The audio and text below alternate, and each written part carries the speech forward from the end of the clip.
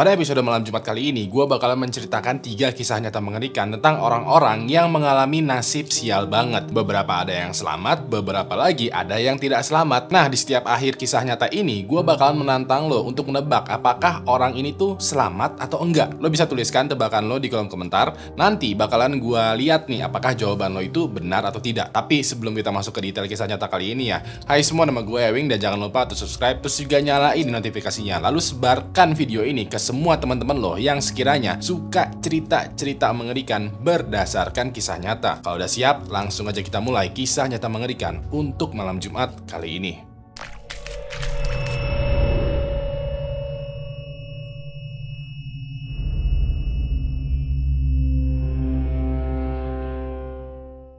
Ketiga, orang yang dipanggang hidup-hidup. Pada tahun 1998, di kota Walsall, Inggris, terdapat sebuah pabrik roti yang super besar. Pabrik roti ini memiliki kurang lebih 400 karyawan dan mensuplai berbagai macam roti ke seluruh penjuru kota dan desa yang ada di Inggris. Pabrik roti ini bernama Harvest Time Bakery. Waktu itu, kebetulan ada nih salah satu oven roti mereka yang rusak. Sedikit info, oven roti yang ada di pabrik itu bukanlah oven yang biasa yang dipakai di rumah-rumah. No, ovennya itu benar-benar besar banget. Bentukannya mungkin sebesar lemari, tapi panjangnya itu bisa mencapai 20 meter. Di tengah-tengah oven itu ada semacam conveyor belt yang roti yang masih mentah itu bakalan masuk ke dalam oven. Rotinya ini bakalan jalan terus lurus tuh ya menuju ke ujung oven. Nah, ketika rotinya udah sampai di ujung lain oven, rotinya itu bakalan udah matang. Bisa dibilang rotinya ini selama ada di dalam oven itu kayak dipanggang sama ovennya. Ovennya ini emang dikhususkan untuk pabrik yang ingin memproduksi roti dalam jumlah yang sangat banyak dalam waktu yang sesingkat mungkin. Nah, pada saat oven ini rusak, bapak manajer itu memanggil 2 orang teknisi untuk memperbaikinya. 2 orang ini tidak diketahui namanya siapa. Nah, demi kepentingan cerita, kita sebut saja sebagai Fulan dan Fulano. Pas itu ya, bapak manajer bilang kepada Fulan dan Fulano kalau mereka harus segera memperbaiki oven ini secepat mungkin. Bapak manajer berpikiran kalau aja oven ini rusak dan nggak bisa dipakai, pabrik roti ini bakalan mengalami kerugian yang sangat besar. Ya udah deh, Fulan dan Fulano itu diskusi tuh, kayak mencari masalah dari oven ini tuh apa dan solusinya gimana. Hasil dari diskusinya Fulan dan Fulano adalah mereka nggak bisa nih memperbaikinya dengan cepat dan tepat karena besar kemungkinan kerusakan ovennya itu sumbernya berasal dari dalam oven. Mereka bisa aja memperbaiki oven ini dengan cepat selesai ya, cuman mereka mesti panggil orang yang lebih ahli lagi. Bapak manajer yang mendengar solusi ini tuh agak sedikit menolak solusinya Fulan dan Fulano. Kebetulan juga budget di pabrik ini lagi terbatas. Bapak manajer nggak bisa tuh mengeluarkan anggaran banyak untuk memanggil ahli teknisi. Diskusi lagi lah tuh bapak manajer Fulan dan Fulano, dan dari hasil diskusi yang kedua ini adalah Fulan dan Fulano bisa aja memperbaikinya, diusahakan secepat mungkin, tapi mereka butuh 1 orang untuk bantuin mereka. Ya udah deh, bapak manajer menunjuk salah satu teknisi yang masih junior yang bernama David Meyers. David ditugaskan oleh bapak manajer untuk membantu Fulan dan Fulano. Sedikit info ya, David awalnya menolak untuk membantu karena dia belum pernah nih memperbaiki oven. Cuman karena bapak manajer mengiming-imingi bonus, ya udah deh, David mau aja tuh bantuin Fulan dan Fulano. Ya udah, David, Fulan dan Fulano mulai tuh ngecek ovennya. Pas itu mereka bertiga notice kalau ovennya tuh masih panas karena dari kemarin malam itu nggak dimatiin. Fulan ini bilang ke bapak manajer kalau mau diperbaikin mesti dimatiin dulu tuh, didiemin selama 12 jam supaya udara panas yang ada di dalam oven ini keluar dan jadi dingin. Bapak manajer menolak usulannya ini lagi karena ovennya ini nggak boleh dimatiin sama sekali, karena kalau dimatiin ovennya nggak bisa manggang roti dan ujung-ujungnya kita mengalami kerugian. Karena bapak manajer nggak mau rugi ya, jadinya ya hanya sebagian dari ovennya aja yang dimatikan. Bagian oven yang dimatikan ini dikipasin pakai kipas angin supaya udara panasnya itu cepat keluar. Setelah 2 jam dikipasin dan udara di dalam oven ini udah agak mendingin, David, Fulan dan Fulano itu ingin membuka panel yang ada di samping oven. Bapak manajer ini ngeluh lagi, nggak boleh, jangan dibuka. Kalau mau masuk ke oven, lo mesti masuknya tuh dari depan oven aja. Nah, daripada debat ya, David, Fulan dan Fulano ini nurut aja lah. David dan Fulan itu merangkak masuk tuh ke dalam oven melalui conveyor, sedangkan Fulano ini stay atau standby di luar di samping oven. 5 menit sudah tuh David dan Fulan ini masuk dalam oven, dan tiba-tiba aja mereka berdua teriak sekencang mungkin sambil juga menggedor-gedor oven. Fulano kaget karena Kenapa mereka berdua teriak-teriak? Fulano dengan paniknya ya langsung ngecek mesin oven dan ternyata di dalam sana di indikatornya itu ovennya masih panas. Diketahui ya ada bagian oven yang emang udah mendingin nih, tapi udara panas itu kan menyebar tuh. Pas itu udara panasnya ini berhembus langsung ke David dan Fulan. Detik itu juga David dan Fulan panik berteriak sekencang mungkin minta dikeluarin sambil juga gedor-gedor dari dalam oven yang masih panas. David dan Fulan itu juga nggak bisa tuh merangkak keluar dari tempat mereka masuk karena konveyor ini masih nyala. Jadinya ya secara singkat, David dan Fulan ini terbawa oleh konveyor dan dipanggang hidup-hidup oleh oven roti. Fulano dan orang-orang yang ada di luar itu berusaha tuh untuk mematikan mesin oven sambil juga membongkar oven. Mereka berusaha membongkar oven yang masih menyala sambil juga diiringi teriakan histeris dari David dan Fulan. Cuman ya membongkar oven yang masih menyala panas itu susah men dan membutuhkan waktu yang lama. Mau nggak mau, David dan Fulan itu mesti bersabar sambil menunggu untuk diselamatkan, tapi sambil juga dipanggang di dalam oven. Nah, sampai sini gue mau tebak nih, kira-kira David dan Fulan itu bakalan selamatkah dipanggang hidup-hidup di dalam oven roti? Gue kasih lo waktu sekitaran 5 detik untuk menebak. Udah, gue lanjut lagi ya ceritanya. Sekitaran 17 menit kemudian, konveyor ini pun berhenti dan Fulano langsung menjebol panel yang ada di samping oven. Fulano dan orang-orang semuanya berusaha untuk mengeluarkan David dan juga Fulan. Pas mereka berdua dikeluarkan, David dan juga Fulan ini ditemukan sudah meninggal dunia dengan 80% badannya itu gosong. Akibat kecelakaan ini, keluarga David dan Fulan langsung menuntut bapak manajer dan juga pabrik roti Harvest Time Bakery. Hasil dari tuntutannya adalah bapak manajer ini didenda dan juga masuk penjara. Selain itu juga, pabrik Harvest Time Bakery itu mengalami kerugian besar dan berturut-turut sampai-sampai di tahun 2005 pabriknya dinyatakan bangkrut. Kedua, wanita ini terjun bebas tanpa parasut. Pada tahun 1950, ada seorang wanita bernama Vesna Vulovic. Vesna diketahui ngefans banget nih sama grup band The Beatles, sampai-sampai dia tuh rela belajar bahasa Inggris dan pindah ke London. Namun dikarenakan orang tuanya Vesna ini mulai sakit-sakitan, mau nggak mau Vesna pulang kampung lagi ke Yugoslavia. Ya udah deh, dia tinggal di rumahnya sambil juga ngebantu-bantu merawat orang tuanya. Nggak lama setelah itu, pada suatu hari ya, Vesna ini ketemuan sama temannya yang baru aja menjadi pramugari. Kita sebut saja temannya Vesna ini dengan sebutan Fulana. Nah, biasanya ya cewek kalau ketemu kan pastinya ngobrol banyak tuh. Fulana nih cerita kalau ternyata beberapa tahun terakhir itu tuh dia udah bekerja sebagai pramugari. Fulana ceritain tuh berbagai macam senang dan keluh kesalnya sebagai pramugari. Vesna yang mendengar cerita dari Fulana ini semakin lama semakin tertarik tuh. Jadi deh Vesna pun meminta bantuan Fulana untuk direkrut juga menjadi pramugari lewat jalur orang dalam. Tapi Fulana ini mewanti-wanti kalau untuk menjadi pramugari lo mesti lolos tes kesehatan. Salah satu tes kesehatannya adalah dicek tuh tekanan darahnya. Kebetulan Vesna mempunyai tekanan darah rendah. Dia awalnya berkecil hati, tapi setelah dipikir-pikir lagi ya, dia punya ide nih. Sebelum Vesna ikutan tes kesehatan, dia bakalan banyak minum kopi supaya tekanan darahnya itu naik menjadi normal. Singkat cerita, pada tahun 1971, Vesna lolos semua tesnya dan memenuhi syarat. Dia pun ikutan menjadi pramugari di JAT Yugoslavia Airline. 1 tahun penuh tuh Vesna bekerja dengan semangat menjadi pramugari. Semuanya normal aja. Sampai pada suatu hari di tahun 1972, pada hari itu Vesna ditugaskan untuk ikutan penerbangan beruntun yang panjang. Penerbangan dimulai dari Stockholm, Swedia menuju ke Beograd, Serbia, dan transit di Copenhagen, Denmark, dan juga Kroasia.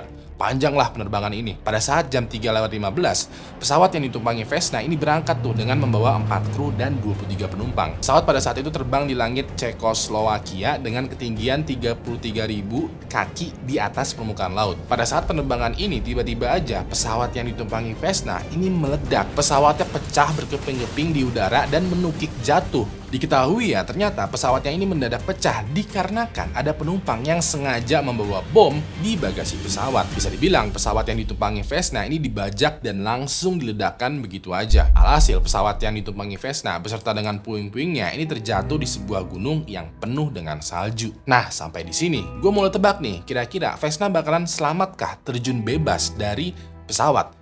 Dia nggak pakai parasut loh, dia nggak pakai pengaman apapun. Gue kasih lo waktu sekitaran 5 detik untuk menebak. Udah? Gue lanjut lagi ya ceritanya. Pas Vesna beserta dengan pesawat terjatuh di gunung bersalju, semua penumpang di sana itu meninggal dunia. Tapi Vesna secara ajaibnya ini masih hidup, dan pas dia terdampar di gunung bersalju ini, dia sempat menangis, menjerit, meminta pertolongan. Untungnya di dekat lokasi pesawatnya ini terjatuh ada sebuah desa kecil. Nah, salah satu penduduk desa yang bernama Bruno ini langsung menolong Vesna. Kebetulan juga Bruno ini diketahui sebagai ahli medis yang lagi stay di desa. Ya udah deh, Vesna langsung digotong sama Bruno dan juga sama penduduk desa lainnya. Dia dibawa ke klinik gitu untuk dilakukan pertolongan pertama, dan setelahnya dia dibawa ke rumah sakit yang lebih proper untuk diberikan pertolongan lebih lanjut. Di rumah sakit diketahui ya kalau tengkoraknya Vesna ini retak, tulang kakinya patah, tulang panggul dan panggulnya ini juga retak, terus juga tulang rusuknya ini rusak. Vesna juga mengalami koma untuk beberapa hari di rumah sakit. Begitu dia tersadar dari koma, seluruh anggota tubuh dari bagian pinggang ke bawah ini lumpuh, nggak bisa digerakkan. Dokter yang memeriksa Vesna ini bilang bahwa ternyata tekanan darah rendah yang dimiliki oleh Vesna ini ngebuat dirinya itu pingsan dulu ketika kabin pesawat mengalami penurunan tekanan udara. Alhasil, walaupun tubuhnya luka-luka, tapi jantungnya dia itu selamat. Walaupun begitu, dokter bilang kalau kemungkinan Vesna bisa berjalan lagi itu sulit. Secara seluruh bagian pinggang sampai ke bawahnya ini lumpuh. Tapi semangat hidupnya Vesna ini kuat banget. Dia menjalani berbagai macam terapi nih, dan pada akhirnya dia bisa lagi tuh berjalan walau tidak lancar. Nah, sementara itu ya, kabar mengenai Vesna yang selamat dari kecelakaan pesawat itu mulai tersebar kemana-mana, bahkan juga ke seluruh dunia. Dia diundang ke berbagai macam belahan dunia untuk diwawancarai. Bahkan dia juga sempat mendapatkan penghargaan dunia, Guinness Book of Record. Dia tercatat sebagai orang pertama dan satu-satunya di dunia yang bertahan hidup setelah terjun bebas dari ketinggian 33.000 meter di atas permukaan laut. Penghargaannya ini juga diberikan langsung oleh idolanya Vesna, yaitu Paul McCartney, salah satu personil dari The Beatles. Setelah Vesna udah recovery total ya, sekitar 1 tahun setelah dia jatuh bebas dari pesawat, dia pengen balik lagi tuh menjadi pramugari. Dia nggak merasa trauma atau kena mental gitu, walaupun udah terjatuh bebas dari pesawat. Cuman pihak maskapai menolak Vesna untuk menjadi pramugari karena ya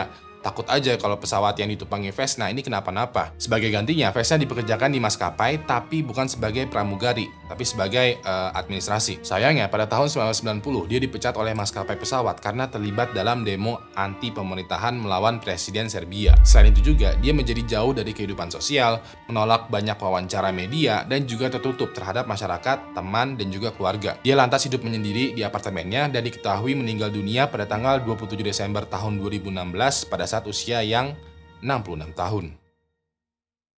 Pertama, wanita yang membeku. Pada tanggal 20 Desember tahun 1980, musim dingin yang ekstrim itu sedang menyerang kota Minnesota, Amerika Serikat. Pada saat itu, suhu udara mencapai minus 30 derajat Celcius sehingga membuat satu kota itu ditumpuk oleh salju. Nah, pada hari itu ada seorang wanita yang bernama Jen Hillard, berusia 19 tahun yang sedang mengendarai mobilnya. Jen dikabarkan pada malam itu sedang bermain di rumah temannya dan memutuskan untuk pulang ke rumah karena dirasa sebentar lagi mau ada badai salju. Ya udah deh, Jen naik mobil dan pulang ke rumahnya sendirian. Pas di tengah jalan, pas di jalannya sempit dan sepi, mobilnya Jen ini sempat selip atau ngepot gitu. Mobilnya Jen pun menabrak tumpukan salju. Pas itu ya dia berusaha untuk mundurin mobilnya, tapi nggak bisa nih karena ternyata bannya itu kayak stuck dan licin gitu di tumpukan salju. Dari sini bencana dimulai nih. Jen waktu itu dihadapi dua pilihan. Pilihan yang pertama adalah Jen stay di mobil, berusaha mengembalikan mobilnya yang stuck dengan resiko dia kedinginan di dalam mobil. Atau pilihan yang kedua adalah dia keluar dari mobil, berjalan dan mencari pertolongan dengan resiko dia kedinginan di jalanan. Pas ini ya Jen memilih untuk keluar dari mobil dan berjalan mencari pertolongan. Kebetulan dia ingat kalau 3 km dari lokasinya ini itu tuh ada rumah temannya. Kita sebut aja temannya Jen ini dengan sebutan Fulana. Dia pakai jaket dan sepatu bootsnya, keluar dari mobil dan berjalan menuju ke rumah Fulana. Nah, sebenarnya berjalan sejauh 3 km itu nggak jauh tapi juga nggak deket ya. Nah, tantangannya Jen kali ini adalah cuacanya itu lagi dingin dan bersalju tebal. Otomatis jalannya tuh agak susah. Ditambah lagi suhu udaranya mencapai minus 30 derajat Celcius. Kalau Jen kelamaan kedinginan, dia bisa aja terserang hipotermia. Selama 1 jam tuh Jen berjalan, dia udah merasa dingin banget, terus seluruh tubuhnya itu sakit, sakit kayak ditusuk sama ribuan belati. Pikirannya juga udah mulai melayang, kayak udah mulai kehilangan kesadaran. Gak lama kemudian, Jen bisa tuh melihat rumahnya Fulana. Udah kelihatan, Jen jalan terus tuh. Tapi pas dia sampai ke halaman depan rumahnya Fulana, dia mulai oleng, pandangannya kabur, dan terjatuh pingsan. Jen pun terbaring tidak sadarkan diri di antara tumpukan salju. Lalu, 6 jam kemudian, tepatnya sekitaran jam 7 pagi, Fulana notice kalau di depan rumahnya itu kok kayak ada orang yang lagi tiduran ya. Pas disamperin, ternyata bener dong.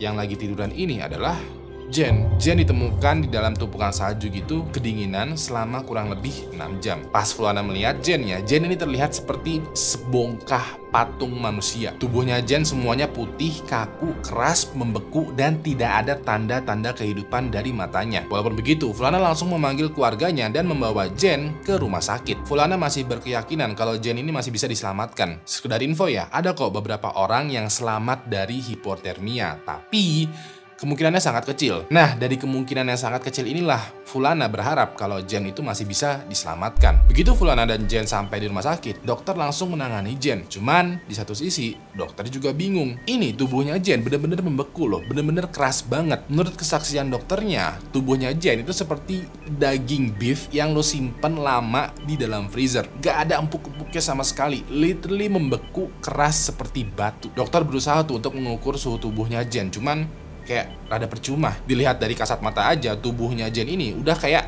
wah ini udah dingin banget ini. Dokter juga berusaha menyuntikkan jarum infus. Cuman dikarenakan kulitnya Jen ini keras banget ya, jarumnya itu nggak tembus-tembus. Dari matanya Jen yang terbuka, ini dokter coba senterin gitu. Dan hasilnya adalah matanya Jen ini tidak merespon cahaya. Dokter pas itu baru pertama kali ya melihat manusia yang bener-bener membeku seperti batu. Nah, sampai di sini gue mau tebak nih, kira-kira Jen bakalan selamat nggak dari hipotermia yang sangat ekstrim. Seperti yang gue ceritakan ya, Jen kondisinya udah bagaikan daging yang membeku.